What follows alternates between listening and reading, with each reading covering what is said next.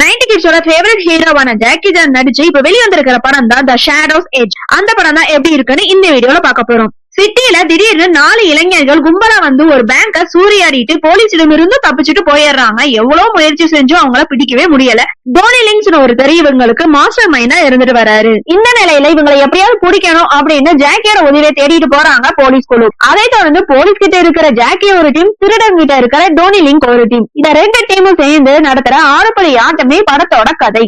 படத்துல ஹீரோ என்னவோ Jackie Chan தான். ஆனா படத்தோட வில்லனா வரும் டோனி லிங்க் எல்லாரையும் தூக்கி சாப்பிடுற மாதிரி நடிச்சிருக்காரு. படம் முழுவதுமே மிரட்டலான பெர்ஃபார்மன்ஸ்ல மிரட்டி எடுத்திருக்காருங்க.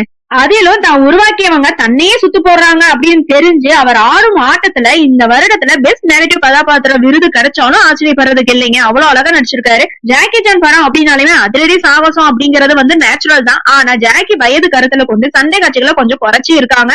அதே நேரத்துல திரைக்கதையில வேகத்தையும் கூட்டி இருக்காரு இயக்குனர் லேரி யங். ஜாக்கி சானுக்கு வயசானாலும் கூட கையில இரும்பு கம்பியோட 2 இளைஞர்களோட சண்டை போடும் காட்சியிலையும் சரி, கிளைமேக்ஸ்ல வில்லன் டோனியோட சின்ன ரூம்ல போடும் சண்டை என அருமையா நடிச்சிருக்காருங்க. இந்த மாதிரி படம் அப்படின்னாலுமே டெக்னாலஜி நிறைய பயன்படுத்தணும். அதனால பட டெக்னாலஜில இதுல காட்டி பிரமிக்கவும் வச்சிருக்காங்க.